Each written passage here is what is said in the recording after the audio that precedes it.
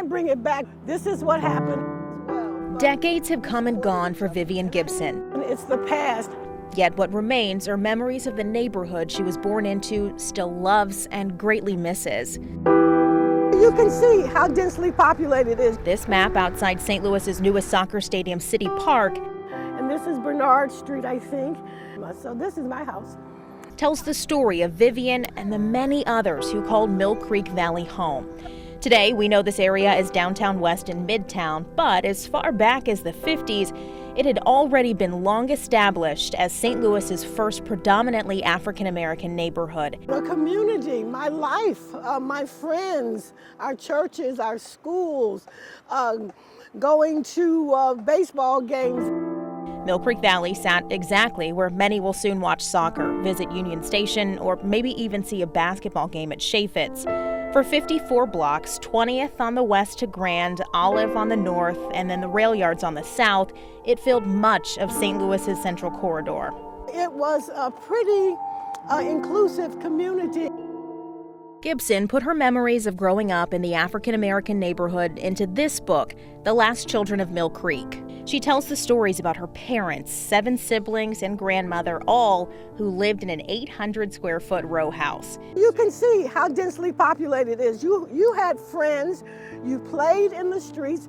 Gibson writes from the viewpoint of a young girl growing up in segregated St. Louis as she watched her home ripped away under the guise of urban renewal. I've had a long-standing interest in Mill Creek because my family was there. Gwen Moore is a Missouri History Museum historian looking at the neighborhood's history from the turn of the century to 1959 when the first building came down. We're looking at what happened after that building came down, after they tore down all those buildings. It was like about 5,000 buildings that they tore down. Moore says the idea to demolish Mill Creek came amid concerns about St. Louis's dwindling population and the overall look of downtown. And of course, it was characterized as a slum. The Chamber of Commerce, the Real Estate Exchange, one of the things that they were always saying is like when people get off the train at Union Station, what do they see? They see this black neighborhood here. That black neighborhood not only referred to as a slum in area newspapers, but also the city's #1 eyesore. Sure, it did have its issues, as any neighborhood does, but Moore says what's glossed over by history is the fact that Mill Creek Valley was a rich and vibrant community, a place where a notable financial institution was founded. With People's Finance Corporation, it actually became the commercial center of Black St. Louis. Joseph Mitchell said that it was the first commercial building built by black people in the country, and it was located in Mill Creek, right where Wells Fargo Advisors is today. Moore says the People's Finance Corporation had dozens of offices, a rooftop garden, even a ballroom. Doesn't sound like a slum to me. Everything, though, started to change in the mid-50s. City and county voters gave approval in '55 for a $10 million slum clearance bond issue. In '59, the first wrecking ball hit.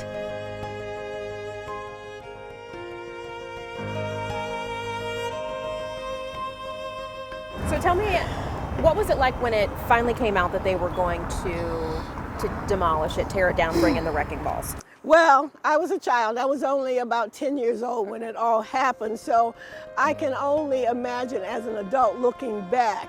But I think there was a part of us that thought that, okay, this is going to be better. Black people were promised that they would be the first to come back to affordable housing. As you can see here, there is no housing, period, much less affordable housing.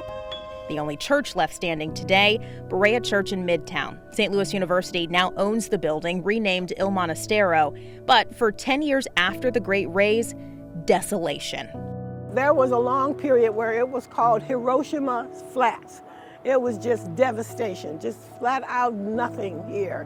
What was so traumatizing for a child who didn't quite understand what was going on, that all of a sudden, what happened to all our friends? I don't know where they are.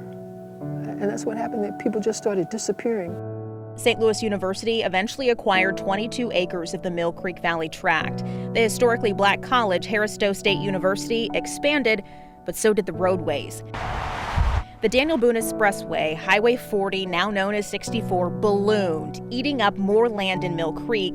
They built the highway, and white people took their jobs from the highway, the cars that they bought, and drove to the suburbs, and the city died. It is a privilege to host this amazing tribute at our soccer stadium. Now, though, 60 years later, that same site is home to this art installation. Mill Creek and its residents are being remembered through Pillars of Valley. 1, 2, 3, Mill Creek! The artwork resembles hourglasses, the sands of time frozen in place. That's why, on February 16, 2023, 64 years to the start of demolition, St. Louis dedicated the monuments. It was like the neighborhood coming together again. So yeah, that was really exciting. And the local artist behind the pillars, Damon Davis, he never even knew Mill Creek Valley existed. When I found out, I wanted to make sure that no more black kids would grow up without knowing about this thriving black community that was in the center of St. Louis. And now for those who do know what's been lost, the future will know what was taken. And we lived in this segregated society that restricted us, contained us, but we still created something that was really special. We can't bring it back, but we can certainly learn from our past. And I think that's what's most important.